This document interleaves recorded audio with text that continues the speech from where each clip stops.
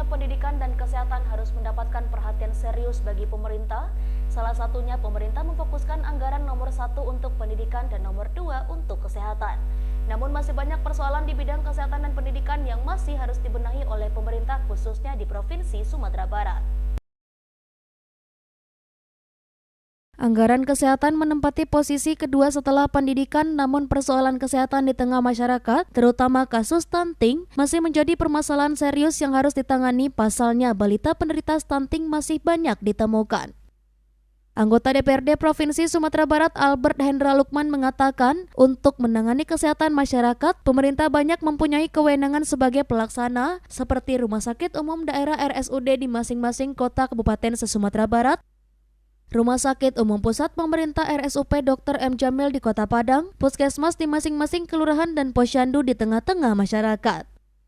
Untuk menanggulangi kasus stunting, pemerintah dapat menjadikan kader posyandu sebagai ujung tombak. Untuk menanggulangi kasus tersebut, tentunya kader posyandu harus dibekali dengan pengetahuan dalam mengatasi kasus stunting tersebut.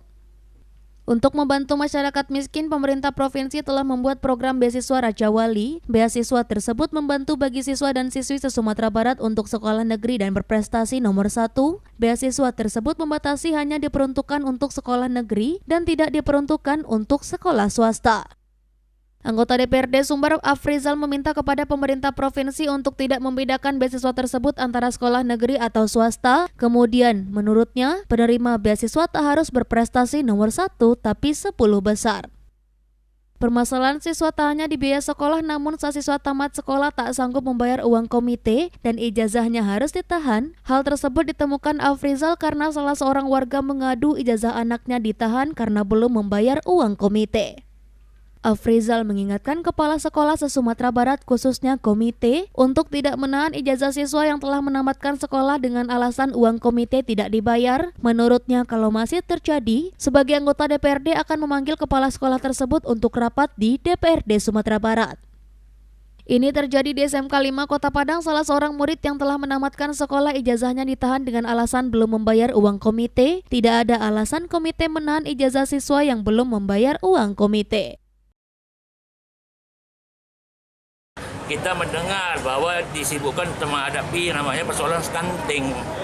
Nah, kalau soal stunting itu kan menyangkut mengenai soal gizian anak.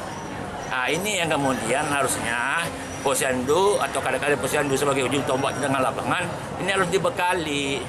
Dibekali maksud saya, mereka pada saat mengunjungi berada di tengah masyarakat, begitu ada persoalan, mereka sudah punya yang namanya solusi. Kan begitu. Oh, ini anaknya stunting, ya sudah. Makanlah biskuit dan sebagainya, kan begitu.